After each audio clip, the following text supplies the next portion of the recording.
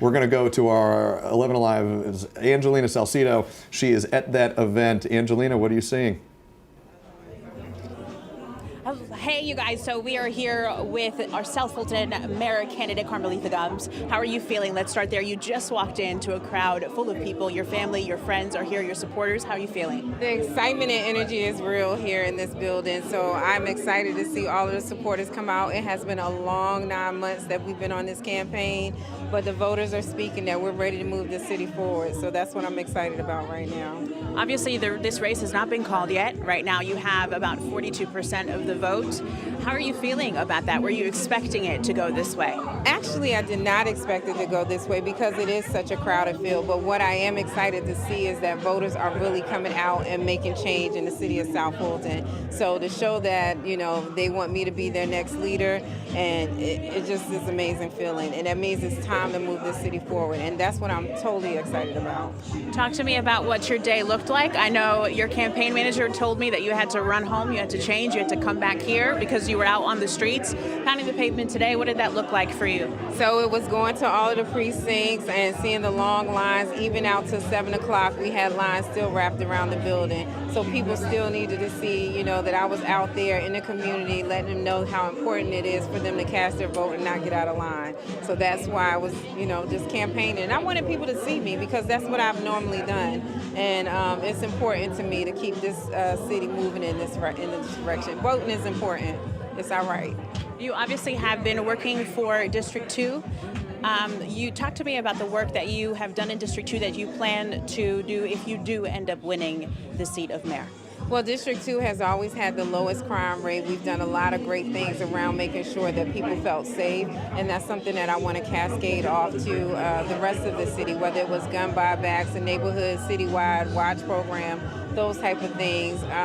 We want to make sure our city is safe. So that focusing on anti-litter campaigns that are really strong, that really hold residents and people that are traveling through our city accountable. So it's a number of activities that we've done and been successful in District 2 that I want to make sure happens across the city. So that's what I'm looking for in leading the path forward. I know that transparency is one of the things that citizens are looking for moving forward, especially with a number of things that have happened in the city. The police department currently being under review as well. What can you say to them now to ensure to them that the next person that is in the seat of mayor will be transparent? We will be transparent. That will be the focus of my leadership, being very transparent, restoring trust back into City Hall. That is very important for our residents to begin believing back in our leadership. And that's what I'll continue to focus on with not just the mayor's seat, but also working with our council members, new and old. There are 3 seats for council that are up right now. How do you plan on working with those new council members and those that are still on there from the current council? Well, day one is about collaborating and making sure that I understand what their goals and objectives are, having a sit-down meeting and seeing how we can all work together to make those things come to fruition, because if they're successful as council members, then I'll be successful as the mayor of this city. So the overall goal is to make sure that we're doing the right thing for the city of South Fulton and moving us forward, and that's what I'm looking forward to doing. So the current mayor right now, Khalid Kamal, has pulled about 4.3% of the vote, obviously still early. Your thoughts on that? Thoughts on? Well, what I would say is that the voters have made it clear that it's time for change. And I think we've had the missed opportunities. We've seen the headlines. We don't want to be in the news. We want to make sure that we're moving this city forward in the right direction and getting the things that we deserve and not the negative headlines. Your final message to the voters and the people that came out to vote for you today. I'm excited. Thank you for your support and believing in my leadership. I am ready for 2026 to move this city forward. So I continue to thank everyone for their support, and let's see what South Fulton can do. Thank you. Thank you for being with us. One more. It is a busy night there in South Fulton for Councilwoman Carmalitha Gumbs. A lot of smiles. A lot of smiles there. Fred, that doesn't sound quite like a victory speech, but in the spectrum of things, it is awfully close to that. Does she have this wrapped up, or is there still a chance of a runoff? I think there's a better than 50% chance of a runoff. But the key word that I heard her say over and over and over again there was transparency. Right. And so that's but it's sort of a double political entendre. So number one is taking a shot at the existing mayor who the council said was not very transparent, but it's also setting the stage for a runoff should she face Bill Edwards, because that was an issue that Khalid used against him when he ran against Bill Edwards a few years ago, 4 years ago. So this is again, has a double sort of benefit why she's in this position and setting herself up, if there's a runoff, to go ahead and make that the central issue for South Fulton. Do we want to go back or do we want to go forward?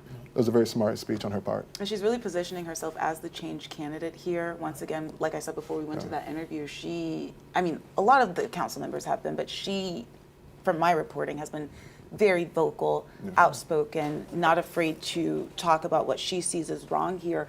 And Zach, we were talking about this during the interview, a much different tone, if you will, coming from her when it talks about when it comes to leadership and working with the council there. Something notable, she said, we don't want to be in the news. I think, Fred, you actually said that before we sent that. Maybe she was listening in. Danelle, what are your thoughts on that? Having covered some of the city council meetings and what have you, they don't want to be in the news anymore. They don't want to support on that stuff. So that's kind of what I feel like is pushing voters towards her, is that you don't want that kind of candidate again. And she's well, I wouldn't say the exact opposite, but she's different from what they've been used to. So that played in her favor in a big way. Mark, I want to get your thoughts on this, because we've talked about statewide races. There are national races happening too in Virginia, New York City, New Jersey, and we'll chat about those in a moment. But even at the granular level of a municipal race in the city of South Fulton, which is an important city, but it is not by any means the largest, even in metro Atlanta, is the fact that we're talking about these voters paying attention to the news, being engaged. Is that something that really does make a difference at these local levels? Are people really engaged and paying attention? They very clearly knew what they were voting for. These voters knew what they were voting for. This wasn't just walking in and punching the I next to somebody's name or liking the sound of someone's name. They clearly knew. And it was clearly anti-incumbent at the mayor's level. And the mayor, rightly or wrongly, had quite a lot of negative headlines to have to deal with for the last couple of years. And he had a negative headline just this week with getting a new attorney. That was headlines across all of the stations here, as well as the paper.